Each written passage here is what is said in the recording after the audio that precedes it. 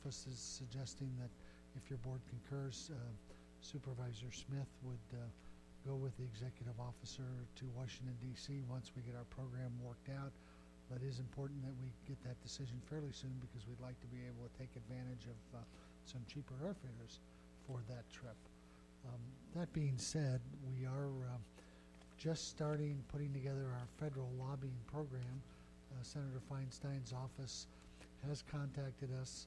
We do have a date of February 6th when all items are due to Senator Feinstein's office. I'm sure we'll be under the same requirements for Boxer and for Congressman Thompson.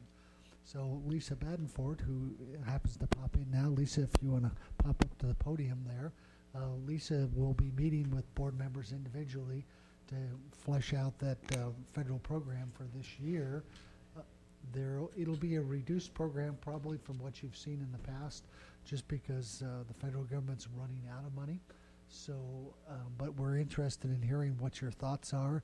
So Lisa will be contacting you on any concerns you have that we should be bringing forward to the federal agenda, and she'll also be working with Don Peterson, our lobbyist in Sacramento, to develop the state priority list for board members also. We will be needing, ordinarily general government does not meet, General Government Committee, I should say, does not meet in January, but because of the shortened timeline to get requests in, we would like to have something to the board on February 3rd, which means we do need to meet with general government in a meeting prior to that date, prior to bringing it before with the board as to what the agenda is. We will be sharing with you both the state items, which we did not get through last year, to see if there's interest in continuing to pursue those, as well as some of the ongoing items that we continue to look for every year. For instance, dredging at No-Yo Harbor is one that we annually look for money for.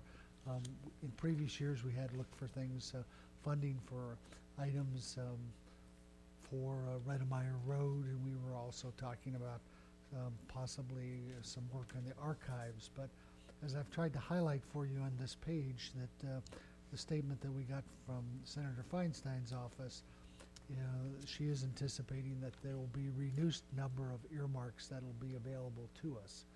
One of the other ones we intend to submit through our office with your board's approval is for the next phase of the microwave project. We do need to finish a leg up to Covelo, and we've got a few other pieces to do. We are working with the Sheriff's Department to finalize that request up. So we're looking forward to having Lisa aboard and meeting with all of you. She's well seasoned, and I think most of you know her from being raised here in Ukiah and her work with Senator Chesborough's office. So any questions that you have for us? Yes, do we need to take any action for Supervisor Smith to accompany the CEO on the DC trip? Has to be on the agenda. Yeah. I see. So maybe next week? Okay. We can put it on, it's an out-of-county travel request that has to go into the board's agenda. But if the board would support that appointment, then we can prepare the paperwork and get it to you. Lisa, do you want to say anything? Oh, welcome. Thank you very much, Lisa Badenford, and the Senior Administrative Analyst in the Executive Office. I started all of this legislative analyst business with Senator Chesborough out in the district, covering Lake and Mendocino counties for some time. After that, while finishing my master's in public administration, I've been working for Assemblymember Jared Huffman, covering southern Sonoma County, and then transportation, housing, and water for Marin. So, hopefully, and have recently moved back up to Mendocino County and really haven't gone anywhere. So I'm really looking forward to it, and I will be calling you all very soon about federal ledge priorities and whatnot. And my concentration has been mostly with state legislation, and so I look forward to learning. Along with the new board members, welcome. And that's about it. Thank you. Local government's where things get done. Absolutely. State government's where they just talk about things. Well,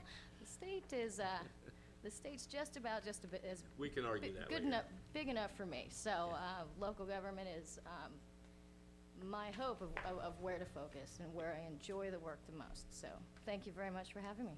Anyways, welcome aboard, Lisa. Thank you.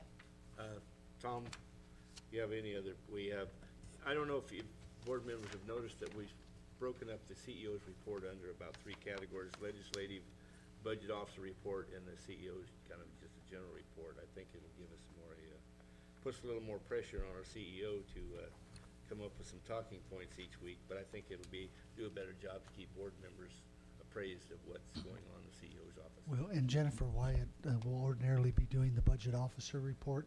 It's an opportunity. We'll try and get stuff to you in advance when it's appropriate, but having the slot on the agenda as things are changing on a daily basis in Sacramento, Jennifer will be reporting out and telling you exactly what the latest blow-by-blow is in Sacramento.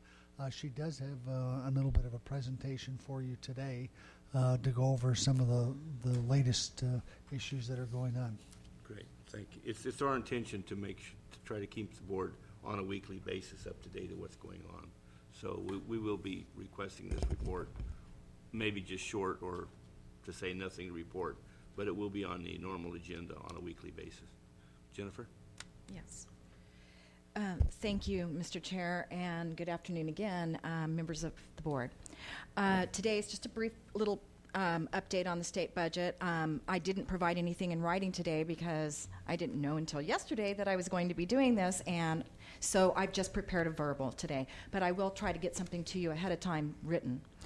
I'd like to give you a brief update on the status of the state budget. This year is going to be challenging indeed, and Mendocino County is no exception, as well as other statewide local jurisdictions are facing an almost unprecedented fiscal hardship due to the economy and global credit crisis. The governor released his 2009-10 January state budget proposal on December 31st. As in another attempt to meet the January 10th deadline, the governor's budget projects that with the proposed revenue measures, 2008-09 general fund revenues will still be decreased by $10.9 billion from the 2008-09 Budget Act level. With revenue measures proposed, revenues will increase by 7.2% in 2009-10 as proposed, in a comparison to the revised 2008-09 revenue estimate. This proposal seeks to close a $41.6 billion budget gap.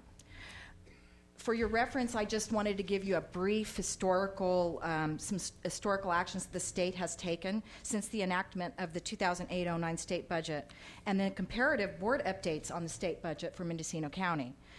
August 2008, the governor issued an August compromise as an alternative to legislative proposals.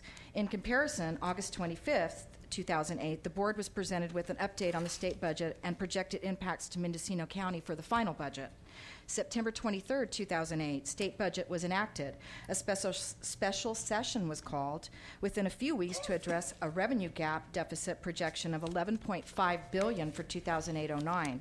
Prior to the state budget enactment on September 9th, 2008, the board, Mendocino County Board of Supervisors, was given another update on the state budget as part of the extended final budget hearings from August 25th and directed staff to report back with various options and an update on the Mendocino County budget and fiscal status for 2008-09. October 2008, revenue updates were more formal and projected at a $16 billion gap deficit for 2008-09. October 28, 2008, the board was presented with an update on the state budget and a first quarter fiscal report on the Mendocino County budget for 2008-09. November 6th, a special session, that was kind of slipping on my tongues there, special session, was called with revenue now projected at $40 billion deficit gap through 2010. So what happened here is the state was sitting there talking